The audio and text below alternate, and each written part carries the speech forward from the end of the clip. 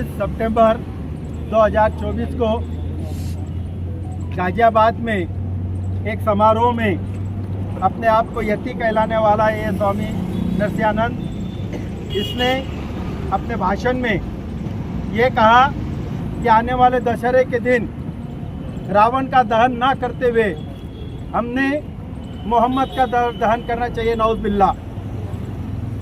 उसकी वजह ये बता रहा है ये कुत्ता कमीन हरामजादा कि आज जो पूरे मुल्क में छोटे बच्चियों के साथ अन्याय, अत्याचार, बलात्कार हो रहे हैं, उसका रीज़न एक ही है कि अरब में रहने वाला मोहम्मद है।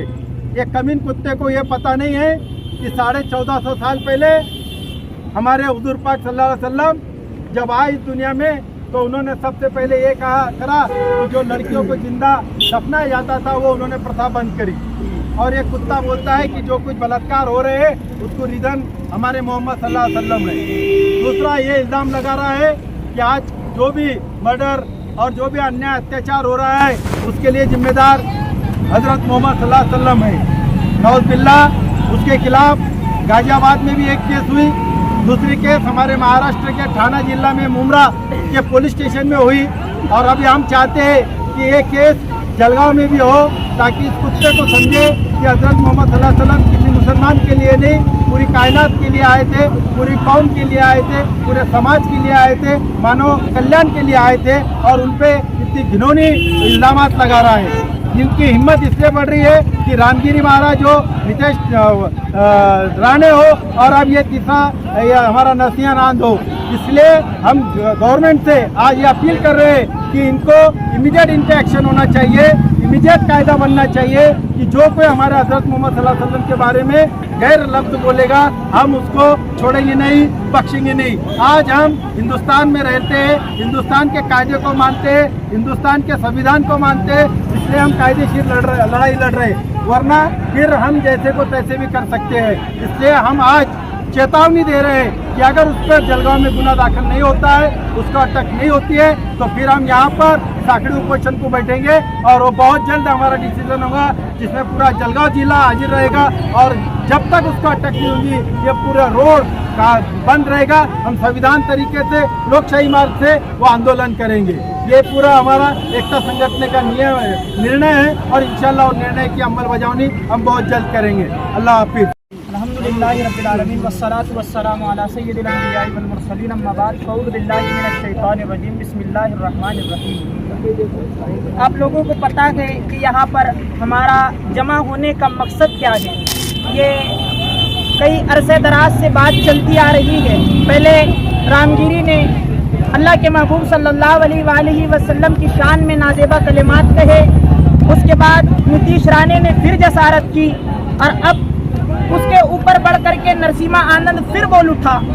देखिए, हम आज यहाँ पर जो जमा है, हम आप तमाम लोगों के माध्यम से हुकूमत को ये पैगाम देना चाहते हैं कि स्टेज हमारे पास भी होते हैं, माइक हमारे पास भी होता है। हजरत ने अभी कहा कि आपने किसी मुस्लिम धर्मगुरु की ज़बानी ये नहीं सुना होगा कि फला ने ये कहा या फला ने ये कहा। ये हमारा काम ही नहीं है, मगर जब हमें कोई छेड़ता है तो हमारा ये काम है कि हम रोडों पर उसके खिलाफ उतरते हैं। और हजरत ने ये बात कही कि हमें भूख बर्दाश्त है, हमें प्यास बर्दाश्त है, हम हर चीज गवारा कर सकते हैं, मगर अल्लाह के हबीब सल्लल्लाहु अलैहि वसल्लम की शान में गुस्ताखी कतई बर्दाश्त नहीं कर सकते। और हिंदुस्तान में ये मुसलमानों के साथ ज्यादती की जा रही है कि बार बार अल्लाह के हबीब सल्लल्लाहु अलैहि वसल्लम की शान में गुस्ताखियां की जा रही हैं। और कहा क्या जा रहा है, ये कुत्ता नरसिम्हानंद कहता है कि वो अरब का रहने वाला मोहम्मद माज़अल्लाह रेप के केसेस करता है, माज़अल्लाह इसने जिना के केसेस फैलाए। अरे तुझे इस्लाम की हिस्ट्री का पता नहीं, इस्लाम की तारीख का पता नहीं, हमसे सुन इस्लाम की तारीख क्या है। अल्लाह के हबीब अलैहिस्सलातु वस्सलाम ने फरमाया फातिमा तुम बिदातुम मिन्नी। उस वक्त में फरमाया कि जब कहा जा रहा था कि बेटियों को जिंदा दरगोर कर दिया जाए, बेटियों को दफना दिया जाए, उस वक्त में अल्लाह के हबीब अलैहिस्सलातु वस्सलाम ने फरमाया कि फातिमा मेरे जिगर का टुकड़ा है, लिहाजा बेटियों को तहफ्फुज़ दिया जाए, लिहाजा बेटियों की हिफाजत की जाए। आपने सुना, इससे पहले भी सुना कि हर चीज इस्लाम आने के बाद दुरुस्त हुई। इस्लाम आने के पहले का रिवाज देख लिया जाए कि जिन्हें कपड़ा पहनने का सलीका नहीं था, जिन्हें कपड़ा पहनने का सलीका नहीं था, इस्लाम ने आकर के ये बताया कि कपड़ा कैसे पहना जाता है। इस्लाम ने आकर के ये बताया कि खाना कैसे खाया जाता है। हम कहना चाहते हैं कि हम हर चीज बर्दाश्त कर सकते हैं, मगर अल्लाह के हबीब की गुस्ताखी कतन बर्दाश्त नहीं कर सकते। क्यों? इसलिए कि शायर मगरिब ने किसी जमाने में कहा था, हो न ये फूल तो बुलबुल का तरन्नुम भी न हो, चमने दहर में कलियों का तबस्सुम भी न हो न ये साखी हो तो फिर मैं भी न हो, खम भी न हो, बज़ में तौहीद भी दुनिया में न हो, तुम भी न हो, खैमा अफलाक का इस्तादा इसी नाम से है, नबदे हस्ती तपश आमादा इसी नाम से है। आज तुम और हम दुनिया में जो मौजूद है वो उसी आमिना के लाल का सदका है जो इस दुनिया में तशरीफ लाया और उसने हम जैसों को जिंदगी अता की।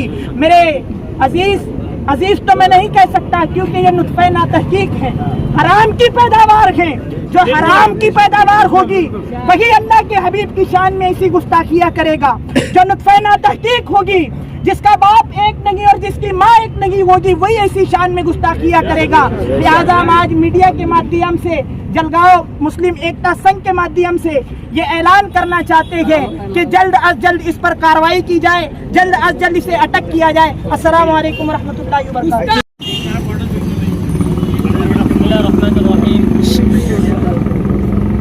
ये खामोश मिजाजी तुम्हें जीने न देंगी, ये खामोश मिजाजी तुम्हें जीने न देंगी। इस दौर में जीना है तो कोहराम मचा दो। मैं आज मीडिया के माध्यम से जितने गुस्ताखे रसूल हैं उनको चेतावनी देते हुए स्पष्ट कहना चाहता हूँ कि हम मुसलमान भूख प्यास के साथ, हर तकलीफ के साथ, गरीबी के साथ और हर जुल्म के साथ जिंदगी गुजारना बर्दाश्त कर लेंगे, लेकिन मेरे और मेरे नबी हजरत मोहम्मद सल्लल्लाहु अलैहि वसल्लम पर आँच आए, अब ये मुसलमान बर्दाश्त नहीं करेंगे। नहीं करेंगे। बहुत हो चुका है। हमारी जानों पर हमला किया, हम खामोश रहे। हमारे माल पर हमला किया, हम खामोश रहे। हमारी दुकानों को बुलडोज किया गया, हम खामोश रहे। हमारे घरों को डेमोलिश किया गया, हम खामोश रहे। लेकिन ए दुश्मनों, ए कुत्तों, नबी के खिलाफ भौंकना बंद कर दो।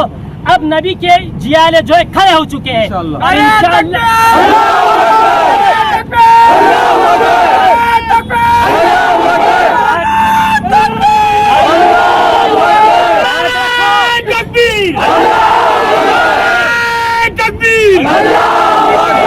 अंग्रेजों की नाजायज काली औलादो सुनो, ए अंग्रेजों की काली नाजायज औलादो, हमने तो अंग्रेज को भी लोहे के चने चबवाए हैं।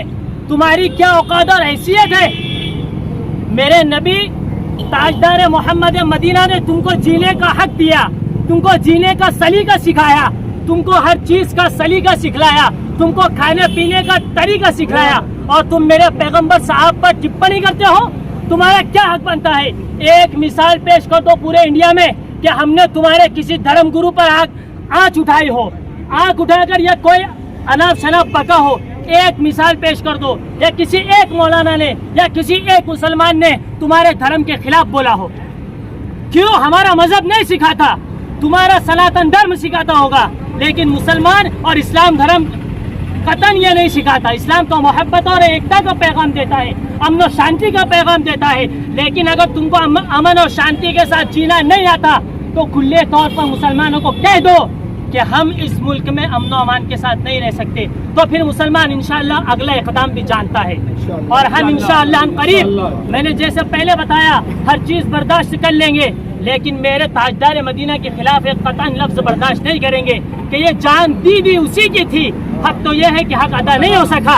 अरे पैगंबर सल्लल्लाहु अलैहि वसल्लम की शान में एक नहीं दो नहीं लाखों ऐसे वाक़यात है कि हम पैगंबर सल्लल्लाहु अलैहि वसल्लम की नामूस का दिफा करना भी जानते हैं। और अगर ऐसे कुत्तों ने भौंकना, ऐसे सुअरों ने भौंकना बंद नहीं किए तो हम इंशाअल्लाह तख्ते-ए-दार पर पैगंबर सल्लल्लाहु अलैहि वसल्लम की नामूस के हिफाजत करते हुए लटकने के लिए भी तैयार है। इंशाअल्लाह ये आखिरी वार्निंग है, इसके बाद हम इंशाअल्लाह आइंदा कदम भी उठाएंगे इंशाअल्लाह। तो दोस्तों, ये न्यूज़ चैनल हर वक्त आपकी आवाज़ को अपनी आवाज़ बनाएगा और हर खबर को सच के साथ आपके पास पहुंचाता रहेगा। हर खबर आपके पास पहुंच सके, इसलिए इस चैनल को सब्सक्राइब, लाइक और शेयर ज़रूर कीजिए। फिर मुलाकात होंगी सच के साथ आपके पास नई खबर के साथ।